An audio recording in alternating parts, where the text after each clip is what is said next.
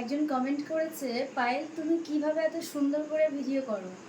তো তাকে একটা রিপ্লাই দেওয়ার জন্য এলাম।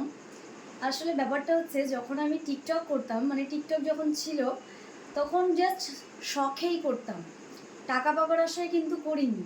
প্রথম দিন যখন ভিডিও করি তখন ভীষণ ভয় করছিল, একটা ভিডিওকে কতবার যে করেছি, তারপরে 100বার করে দেখেছি যে ভিডিওটাই আমার কেমন লাগছে, লিপসিং ঠিকঠাক আছে নাকি, লিপ ম্যাচ করছে কি না।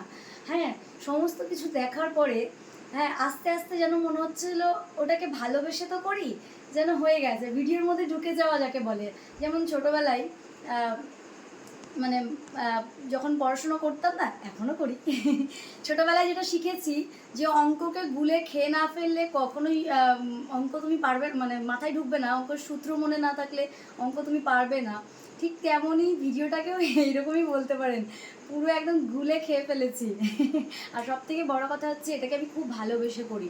হ্যাঁ, আর আরেকটা যেটা সবথেকে বেশি আমি যেটা মনে করি, আমি না রিয়েলটা দেখাতে চাই।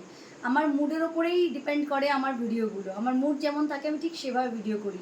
তো সেখান থেকেই আজকের এই জায়গাটা, এইভাবে ভিডিও করছি। তো হ্যাঁ, সবার যে ভালো লাগছে এই জন্য আমি অসংখ্য ধন্যবাদ জানাই সবাইকে। আর সবার জন্য অনেক ভালোবাসা।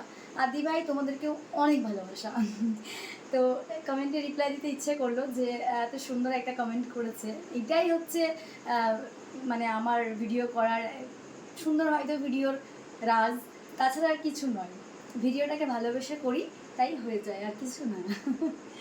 তো দিভাই, তোমরা কেমন ভিডিও করছো? করো, সবাই কাজ করো, নিজেদের মতন করো, তোমাদের মতো করে করো, সংসারে যা টুকিটাকি করো সেগুলোই দেখাও, এক্সট্রা কিছু দরকার নেই।